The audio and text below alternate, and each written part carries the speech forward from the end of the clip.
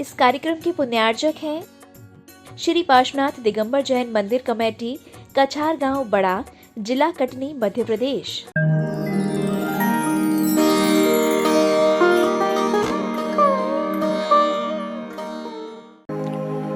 ओम नमः सिद्धेभ्यः।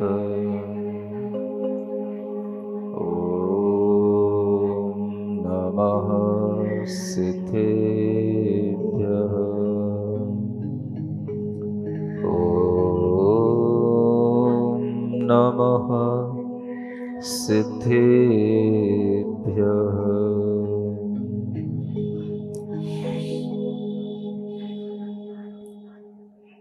आओ कथा हम तुम्हें प्रभु की सुनाते, श्री रामचंद्र मुनि के गुण गीत गाते। मर्याद निष्ठ पुरुषोत्तम मोक्षगामी, ध्याओ सदा हृदय में बनने अकामी। थे अष्ट में बहुगुणी बलभद्र राम, अत्यंत प्रेमयुत लक्ष्मण भ्रात नाम। सीता सती जनक राज सुता तिनारी, जो शील रूप गुण खानी प्रसिद्ध नारी। देवादिदेव आदिम तीर्थंकर श्री ऋषभनाथ भगवान की, वर्तमान शासन नायक श्री वर्धमान महावीर भगवान की, श्री राम भगवान की, परम पूज्य आचार्य गुरुवर श्री विद्यासागर जी महाराज की,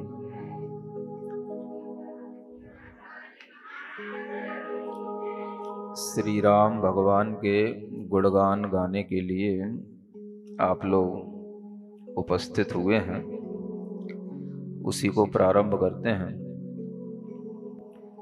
मर्यादा पुरुष श्री राम है, सिद्ध प्रभु बलराम। मर्यादा पुरुष श्री राम,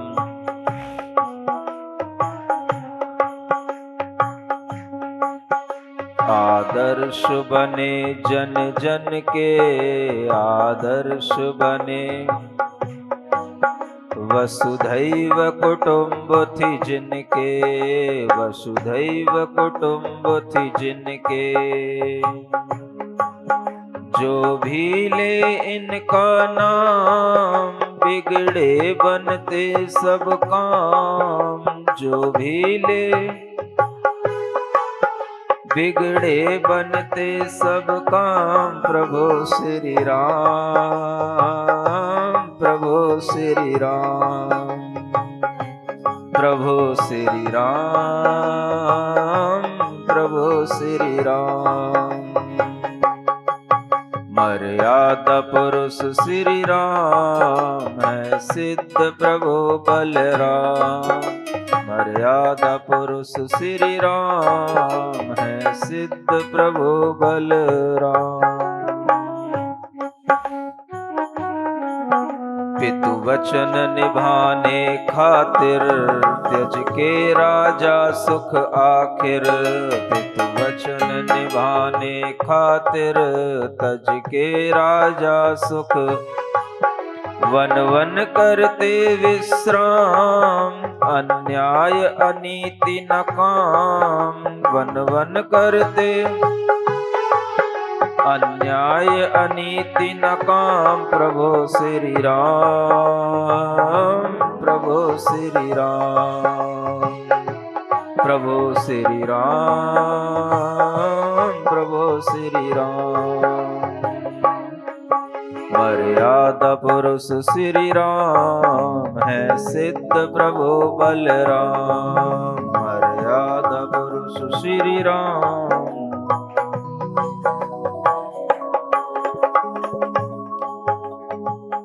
पृथ्वीधर को जा खबर करी, जो खबर वहां से पाई थी। श्री लखन लाल ने किस प्रकार कुंवरी की जान बचाई थी। परिवार सहित राजा आकर चारों को लेकर जाते हैं। महलों में पहुंचाकर इनके सब भारी हर्ष मनाते हैं। और इस तरह से वनमाला को लक्ष्मण मिल गए। लक्ष्मण मिलने के बाद में वह पृथ्वीधर राजा को अपने सैनिकों के माध्यम से अपनी वनमाला भी मिल गई और वनमाला के साथ साथ उन्हें लक्ष्मण भी मिल गए। और उन चारों को पाकर के वह राजा पृथ्वीधर हर्ष सहित होता हुआ अपने उस राज्य में, अपने नगर में खुशियां मनाता है कि मेरी बेटी के लिए जो पति मिलना था वह पति अपने आप उसके पुण्य से आकर के उसके संयोग से हमें प्राप्त हो गया है। और इस बात का हर्ष सभी लोगों को होने लगा, माने वनमाला को लक्ष्मण की प्राप्ति हो गई। इधर क्या होता है, उस राजा की सभा में एक दूत संदेश लेकर के आता है। अब यहां से यह कथा थोड़ी सी और आगे बढ़ती है, देखिए क्या क्या होता है। एक रोज सभा में बैठे थे, एक दूत संदेशा लाया है। नंदाव्रत नगरी राजा श्री अतिवीर ने तुम्हें बुलाया है। पृथ्वीधर आओ जल्दी से, सब राजा हमसे आए मिले। 10 अक्षौणी सेना लेकर हम राज्य भरत पर जाए रहे। आज्ञा वो हमारी ना माने, मम दूत का भी अपमान किया। शत्रुघ्न ने धोखा देकर सेना को हमारी लूट लिया। कुछ राजाओं को साथ में ले यहाँ भरत शत्रुघ्न आए हैं। सो मात खाए कर जाएंगे, संधि भी नहीं कर पाए हैं। इधर क्या होता है कि एक राजा है अतिवीर, क्या नाम है, किसी दूसरे नगर का राजा। और उस राजा ने पृथ्वीधर राजा को बुलाया। इसलिए बुलाया कि भरत और शत्रुघ्न इनके शत्रु बनकर के उनके नगर पर आक्रमण करने के लिए आने वाले हैं। और ये खबर उस पृथ्वीधर राजा को दी। और इधर ये अतिवीर राजा अपने आसपास के अनेक नगरों के राजाओं को इकट्ठा करके भरत और शत्रुघ्न को चढ़ाई करने के लिए या उनको पराजित करने के लिए तैयारी करता है। और ये बात सुनने में आ जाती है सीता को, और राम लक्ष्मण को भी सुनने में आ जाती है कि कोई अतिवीर नाम का राजा है जो बड़ी अक्षौणी सेना के साथ में, अक्षौणी सेना एक बहुत बड़ी सेना होती है, उस सेना के साथ में भरत को युद्ध के लिए ललकार रहा है और भरत पर युद्ध करने के लिए जाएगा। ऐसा विचार जब उन सेनापति के माध्यम से, दूत के माध्यम से राम लखन ने भी सुना तो उस समय पर क्या हाल होता है और फिर वो क्या सोचते हैं। राम लखन ने भी सुना सभी पत्र का हाल। पृथ्वीधर से यूं कही हम जाएं फिलहाल। हम प्रकट होन नहीं पाएंगे और भरत से जाकर युद्ध करें। एक पुत्र और कुछ सेना दो, क्यों नाहक संकट आप भरें। सब चलकर नंदावर्त पहुंचे, श्री राम से सीता बोल उठी। कुछ कहना चाहती हूं स्वामी, मन में शंका है आज उठी। 10 अक्षौणी दल इधर खड़ा और राजे भी हैं बड़े नामी। तो भरत विजय कैसे पाए, रघुवंश की होगी बदनामी। क्या हुआ, इधर वह राम और लक्ष्मण उन पृथ्वीधर राजा से कहते हैं कि उन भरत से युद्ध करने के लिए आपको जाने की जरूरत नहीं है। वो अगर अतिवीर राजा ने आपको बुलाया तो आपकी तरफ से मैं ही चला जाता हूं और भरत से युद्ध कर लूंगा, क्योंकि उन्हें पता था ये भरत कौन है, हमारे भाई हैं। अब इनसे युद्ध करने के लिए वह पृथ्वीधर राजा से क्या कहते हैं, अपना एक पुत्र दे दो और कुछ सेना हमें दे दो, बाकी हम अतिवीर के पास जाकर के उन भरत पर चढ़ाई कर लेंगे। इधर सीता कहती है, स्वामी मेरे मन में शंका उत्पन्न हो रही है कि अतिवीर राजा की इतनी बड़ी सेना है, 10 अक्षोणी सेना है, 10 अक्षोणी प्रमाण सेना है, और ये भरत उससे कैसे जीत पाएंगे, इसलिए आपको कुछ ना कुछ करना होगा, नहीं तो ये रघुवंश की बदनामी हो जाएगी। अगर रघुवंश का राजा हार गया तो नहीं, आपको इनको कुछ भी कठिन नहीं करनी, कुछ है तैयारी, लक्ष्मण जी को आज्ञा दीजिए, यह नारायण है बलधारी। सीता कहती राम से, आप कुछ ना करें, सब कुछ लक्ष्मण ही संभाल लेंगे, बस आप लक्ष्मण को आज्ञा दे दीजिए। लक्ष्मण जी कहें, कुछ चिंता नहीं, हम दोनों ही अब जाते हैं, उस अतिवीर को बांध अभी भाभी तुम पास ही लाते हैं। बोले श्री राम, यह ठीक है सब, पर भरत के खेमे पास गड़े, हमें प्रकट नहीं होना चाहिए, ये सोच रहे हैं खड़े खड़े। देखो कैसी ये स्थिति बन गई कि भरत के भी जो सेना के लोग हैं वो भी पास में आकर के वहीं खड़े हो गए हैं, माने उन नगरों के आसपास, क्योंकि वह भरत और राजा अतिवीर के बीच में युद्ध होना है और भरत के सैनिक आ गए हैं। अगर हम प्रकट हो जाएंगे, ये बात पता पड़ जाएगी कि ये राम और लक्ष्मण हैं, तो फिर हमारे लिए दिक्कत हो जाएगी, हमारा ये वनवास फिर से जो है बिखर जाएगा, और वह फिर भरत जी फिर वही आग्रह करेंगे, घर चलो, राज्य में चलो। इसलिए हमें प्रकट नहीं होना और कुछ ना कुछ हमें कोशिश करना है कि किसी को पता भी ना पड़े और ये अतिवीर राजा को हम बंदी बना लें। ऐसा सोच रहे हैं कौन? श्री राम सोच रहे हैं। तब दोनों ने कर युक्ति सहित नृत्य कारिणी वेश बनाया है, सब अंग पे आभूषण सजते बीज वीणा को हाथ उठाया है। फिर दोनों ने क्या किया, एक नृत्यकारिणी का, नर्तकी का भेष बना करके दोनों राम और लक्ष्मण सीता को एक मंदिर में रोक करके राम और लक्ष्मण निकल जाते हैं। किसका भेष बना के? नर्तकी का भेष बना करके नाचते हुए, उन्हें सब कलाएं आती हैं, अच्छे अच्छे आभूषण पहन करके वीणा हाथ में उठा करके बजाते हुए। नर नारी देख देख कहते स्वर्गों से अप्सरा आई हैं, क्या हाव भाव पुलकन थिरकन रसमय नृत्य गान सुनाई हैं। प्रभु गुणानुवाद गाते गाते हैं राजा के द्वारे आए, अति वीर देखकर मुग्ध हुए और सिंहासन से उठ आए। गुणगान श्री 24 का वीणा पर मृदु स्वर में गाया, लेखनी शक्ति से बाहर है जैसा है वहां नृत्य दिखलाया। उस समय पर राम और लक्ष्मण जब राजा अतिवीर के पास पहुंच गए तो उन नर्तकियों के नृत्य से प्रसन्न होकर के वह राजा अतिवीर भी उनसे आकर्षित हो गया और अपने सिंहासन से उठ करके उनके नृत्य और संगीत को देखने लग गया। और वह अलग अलग तरह से, कभी मध्यम में कभी पंचम में संगीत भी मानो हार गया। राजा व प्रजा सब मोहित हैं, प्रत्येक इन्हीं को निहार रहा। सबको मदमत्त बना करके अतिवीर से उठकर कहने लगे, जाकर के भरत को नमन करो, वह वीरता रस में बहने लगे। और नाचते नाचते ही उन दोनों ने जाकर के अतिवीर के पास में पहुंच करके कहा, तुम्हें भरत को नमस्कार करना है। क्या करना है? क्या समझ में आ रहा है?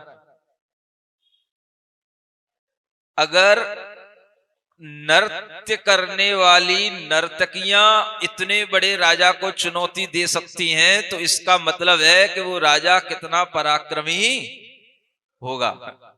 ये बात वहां पर बताने के लिए इतना ही सुनते उठे राव और खड़ग हाथ में लीना है।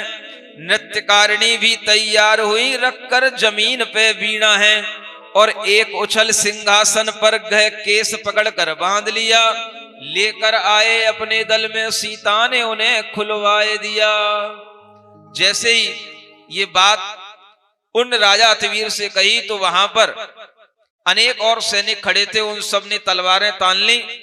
युद्ध हुआ, लेकिन लक्ष्मण ने उन अतिवीर राजा को पकड़ लिया और कोई भी सेनापति, कोई भी उनका सैनिक उन लक्ष्मण से जीत नहीं पाया। और लक्ष्मण उस अतिवीर को बांध करके सीता के पास में ले आए और सीता ने फिर उनके लिए बंधन खुलवा दिए। तब राम कही जाओ भाई, श्री भरत को जाए प्रणाम करो, बेखट के होकर राज करो, आगे ना ऐसा काम करो।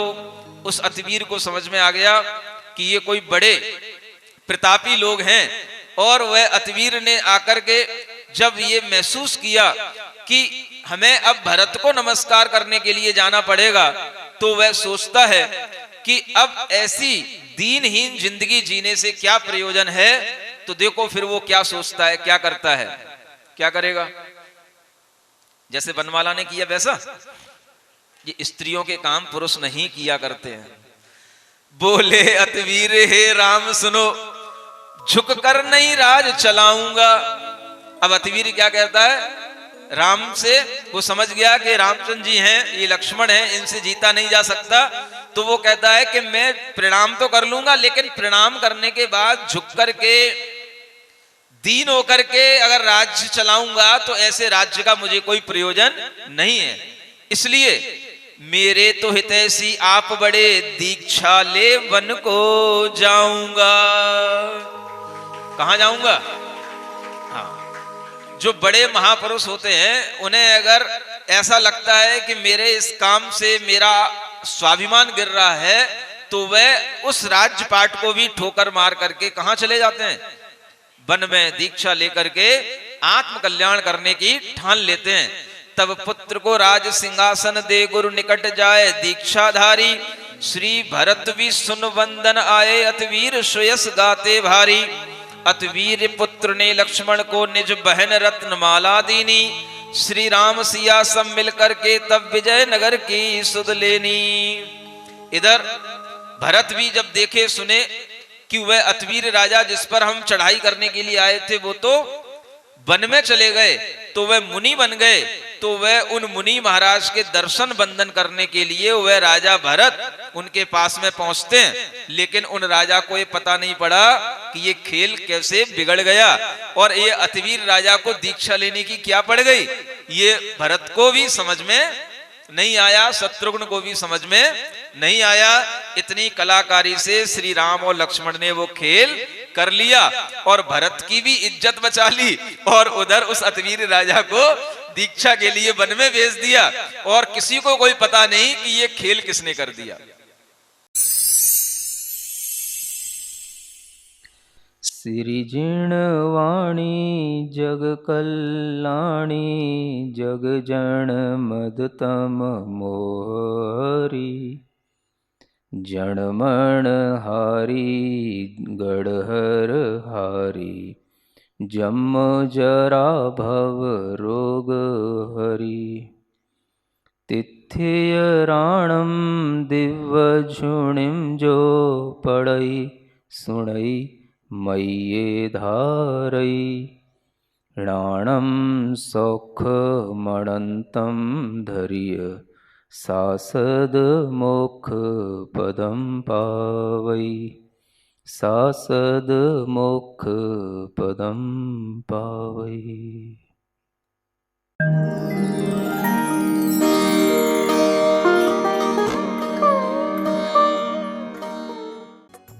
इस कार्यक्रम के पुण्यार्जक थे श्री पार्श्वनाथ दिगंबर जैन मंदिर कमेटी, कछार गांव बड़ा, जिला कटनी, मध्य प्रदेश।